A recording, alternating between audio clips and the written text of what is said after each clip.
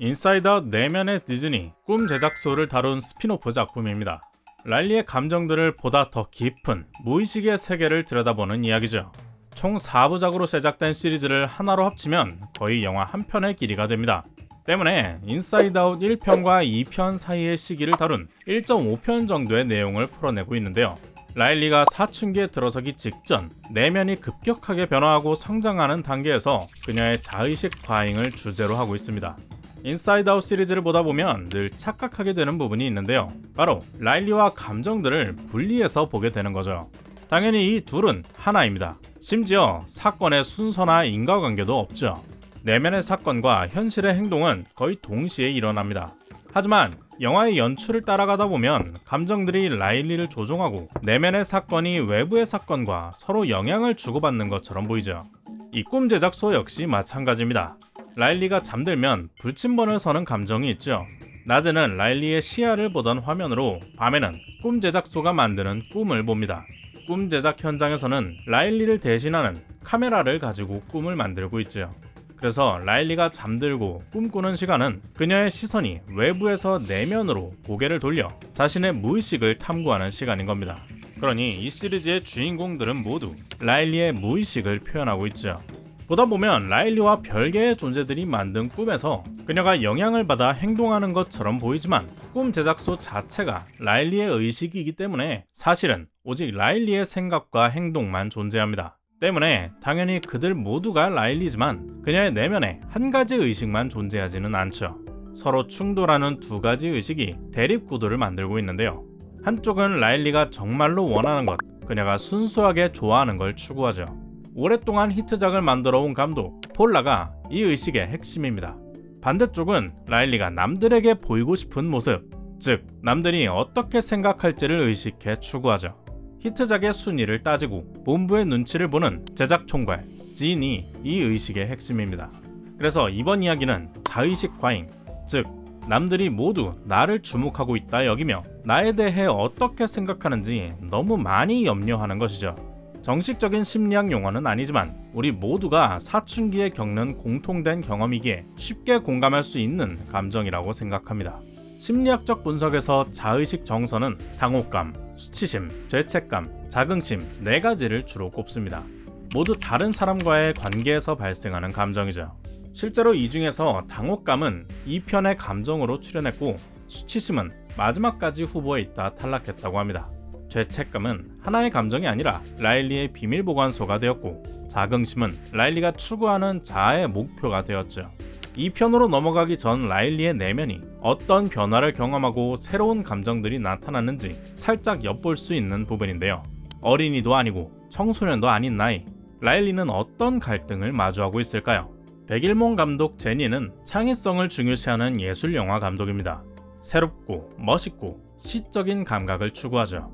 라일리가 단순한 즐거움을 넘어서 감각적인 만족에 눈을 뜨기 시작했음을 보여주는데요. 그래서 새롭고 쿨한 것을 동경하게 만드는 동시에 그런 모습의 나 역시 상상하게 만듭니다. 10대 라일리 그림이 대표적이죠. 남을 의식하는 자아 진이 이런 제니를 폴라와 함께 일하게 만듭니다. 라일리가 자신이 원하는 모습이 되기 위해 내가 뭘 좋아하면 좋을지 꾸며내기 시작하죠. 처음에는 그럭저럭 잘 융합하는 것 같았습니다. 인사이드 아웃 시리즈에서 자주 나오는 해겔의 면증법, 정반합의 구조를 보여줬죠. 내가 좋아하는 것과 남에게 보여주고 싶은 나를 적절히 섞어 꿈을 만들어냅니다. 바로 상상의 남자친구죠. 라일리는 아직 또래 남자들에게 관심이 없습니다. 댄스 파티도 친구들과 함께 가고 싶어 하죠.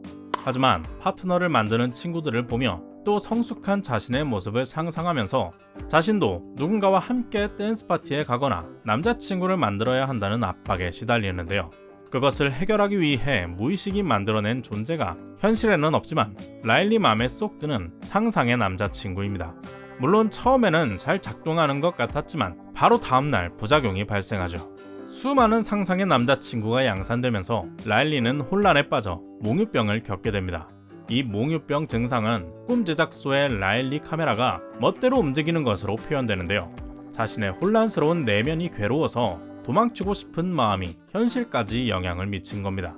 원하는 것과 보여주고 싶은 것의 충돌이 아예 외면하는 결과로 이어진 거죠.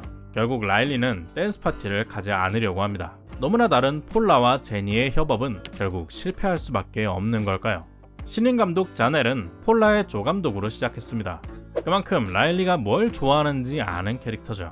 그녀가 폴라와 분명히 다른 점은 다른 사람들의 의견을 듣는다는 건데요.